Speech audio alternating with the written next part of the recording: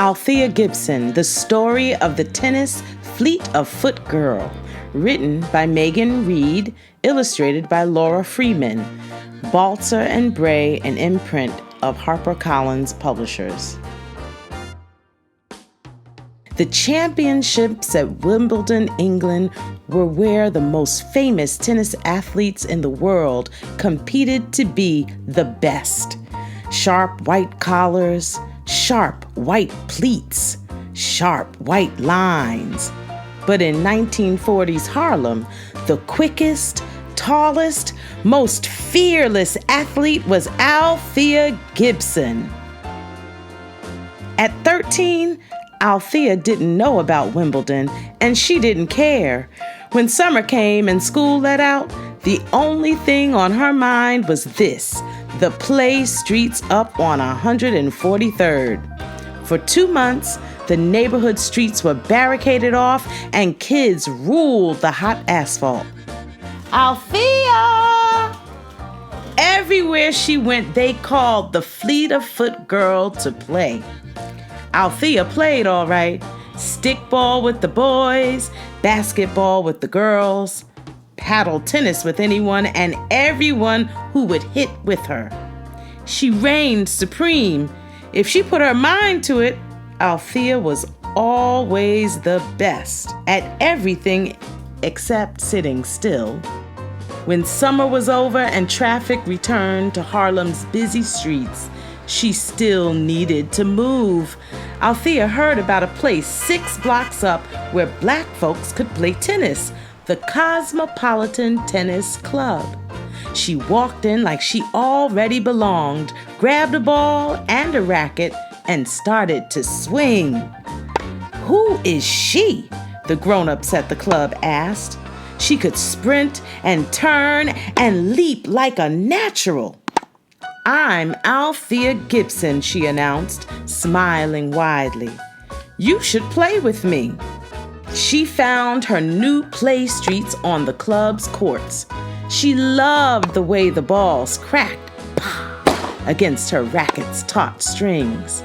She started to spend more and more time at the Cosmopolitan. There, Althea wasn't just a scrappy, long-legged tomboy. No, she was pure talent, pure force. The managers knew her family didn't have much money, so they let her do odd jobs in exchange for lessons. Maybe, just maybe, the folks at the Cosmopolitan thought, this fleet-of-foot girl could play tennis against the country's best. There was one big problem. Laws and white people's prejudices kept black and brown Americans from claiming the same rights to work, vote, buy property, and live freely. Black people could play tennis in their own league, but never with white people. Clubs like the Cosmopolitan were rare. Who could challenge Althea when she had already beat everyone there? Being the quickest, tallest, most fearless player in Harlem wasn't enough for Althea. She wanted to be a tennis champion. She started traveling for matches and training with other black players in the American Tennis Association. She had a big serve and an even bigger personality. She was so eager to prove herself that she wasn't always kind. She never wished other players good luck and would taunt them while they hit. She even threw a temper tantrum a time or two. Nothing felt better than winning. And she hated when something got in the way of that. There was another tennis association where women could compete for championships, but everyone in it was white. White women could play tennis on better courts with better equipment and compete at the international Grand Slams in Paris and Queens and Wimbledon.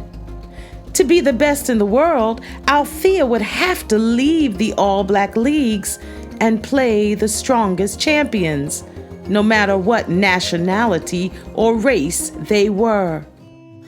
Journalists marveled at her wins and began to write about her in the newspapers. Famous players argued her cause. They saw that she deserved more. And back in New York, kids still told stories about that girl Althea, how she'd beat anyone in netball and handball and fly through hopscotch so fast you couldn't even see her. A Harlem kid like them. Slowly, the world was changing. African Americans had been told they were separate but equal for too long. But Althea knew she could be more than equal. She could be the best. Finally, in 1950, Althea was accepted to the U.S. Championships. She lost her first set of matches, but she refused to quit. By then, she had learned a little more about being a gracious loser. "I don't mind getting beat. The more I am beaten, the more I will learn," she said. Sometimes she was lonely. In the locker rooms, Althea was left out of other players' inside jokes and secrets. She wasn't rich. She didn't look like them. She didn't play like them. But when she charged the net, no one could doubt her confidence and power. When the season ended, she still craved the court, just like when autumn came and the play street's barricades were put away. She couldn't just sit around. Althea was off to travel the world. Forehands in France, ground strokes in Germany, backhands in Burma, serving in Sweden. Althea just kept winning and winning. In Paris, she even became the first Black person to win a Grand Slam. But Althea had set her sights on claiming the silver trophy at Wimbledon, the biggest and best tournament of them all. It was 1957, and the fleet-of-foot girl had earned it. For those 2 weeks in Wimbledon, Althea played better than ever. Her shots were cleaner, her volleys were quicker. Nothing was going to keep her away from the championship. When she strode onto center court to compete for the Wimbledon final, hers was the only Black face in a sea of sharp white collars and sharp white pleats. So Althea focused on the grassy court's sharp white lines, just like the ones at the Cosmopolitan or the ones she'd drawn with her chalk on the play streets. She took a deep breath and bounced the white tennis ball. 1, 2, 3. Almost before she knew it. Game, set, match! That year, Althea became the first ever Black person, man or woman, to win a championship at Wimbledon.